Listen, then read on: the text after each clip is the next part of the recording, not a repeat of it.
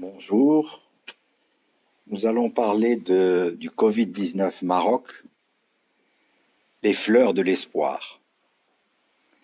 Avant de faire un bilan réaliste de la situation au Maroc, rappelons certaines spécificités déterminantes de notre pays. Le Maroc, avec 34 millions d'habitants, a une population spécifique à son niveau de développement. À savoir que nous avons aujourd'hui 40% de la population qui est rurale, donc plus ou moins naturellement confinée, et le reste de la population citadine est une population jeune, plus de 20%, et le reste des personnes les plus vulnérables, à savoir les 10% de personnes âgées de plus de 60 ans, représentent 3,8 millions d'habitants. Pour comparer, en France, il en existe 23. Sur les 3,3 millions d'habitants, seuls 60% sont citadinisés et ont un risque de contamination élevé. Cela représente 2 millions de personnes. En France, seuls 3% de la population est encore rurale. La maladie a subi des premières disséminations mondiales par le fait d'une population qui voyage à travers le monde. Et par la suite, les échanges internationaux, interrégionaux et intervilles sont devenus le facteur le plus fréquent de la dissémination. En Europe, des vols à toute heure, des TGV à toute heure, des trains multiples, des bus, des travailleurs qui bougent dans des rayons supérieurs à 100 km. Tout cela sont des facteurs favorisants énormes pour la dissémination de la pandémie, fait qui n'est pas comparable à la situation du Maroc. Enfin, le nombre et la taille des événements vécus dans les pays européens ont aussi interféré sur la rapidité de l'épidémie.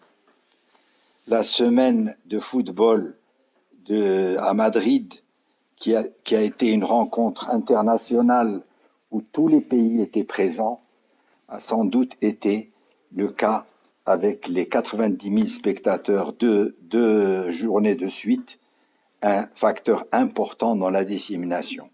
Et c'est la même chose pour le match de Bergame, où un grand nombre de gens de tout pays se sont rencontrés. Le facteur politique en Europe se traduit aussi par une interprétation différente de la liberté individuelle, ce qui rend difficile l'application rapide de décisions clairvoyantes mais fermes. La Chine, avec 1,4 milliard d'habitants, a mieux répondu à cette pandémie que tout le monde. Il ne s'agit pas simplement d'équipement médical, mais de décisions fortes et rapides devant cet ennemi invisible. L'Allemagne, dans son cas, lui a emboîté le pas avec des résultats très intéressants. Le Maroc, pour sa part, a été très clairvoyant, très réactif et a adopté toutes les règles de sauvegarde de la population, du confinement, du couvre-feu, du masque obligatoire, du traçage numérique et d'un soutien considérable aux employés et à toute l'économie qui souffre de cette crise sanitaire. Aujourd'hui, comme tous les jours, tous les soirs à la télé, tous les matins vers 10 heures, le Maroc arrête son souffle pour écouter l'analyse quotidienne de l'épidémie avec son cortège de chiffres statistiques qui peuvent tant décevoir que faire plaisir. Aujourd'hui, nous retenons 2 chiffres, 2280 cas positifs et 133 décès. Nous savons par ailleurs que des milliers de cas positifs ne sont pas testés et que probablement une partie des morts à domicile ne sont pas déclarés ne sont pas déclarés avec la mortalité des hôpitaux. Toutefois, l'analyse réaliste de la gravité de la maladie est sans doute le taux de mortalité par rapport à la population. Et dans ce cas, où se situe le Maroc dans ces pourcentages? L'Espagne, malheureusement, a 425 décès par million d'habitants. La France, 273 décès par million d'habitants. L'Allemagne, la mieux dotée dans ces grands pays, a 48 décès par million d'habitants. La Suède, avec son système immunitaire et de déconfinement, a 140 décès par million d'habitants. Enfin, loin derrière, on s'en réjouit, le Maroc a 3,9 décès par million d'habitants, pas loin des chiffres de la Chine, qui sont de 3,3 décès par million d'habitants. Il apparaît clairement que notre pays subit la pandémie, mais lui résiste très bien. Si le taux de mortalité persiste quelques jours à ce niveau, il sera souhaitable de procéder à un déconfinement graduel rapide de la population la moins vulnérable, les jeunes et la population active,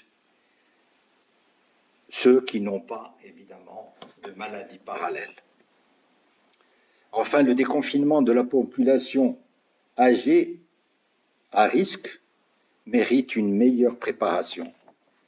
Et demain, si nous voulons qu'une vieille personne circule à l'extérieur, il faudra l'équiper de masques, de visières, de combinaisons médicales, de gants et tout équipement qui fera un meilleur confinement pour ces cas qui ont un grand risque devant la maladie.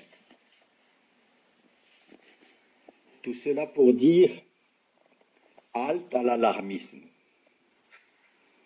car ceux qui prétendent l'existence d'un risque sanitaire zéro risquent de porter le pays vers une économie zéro.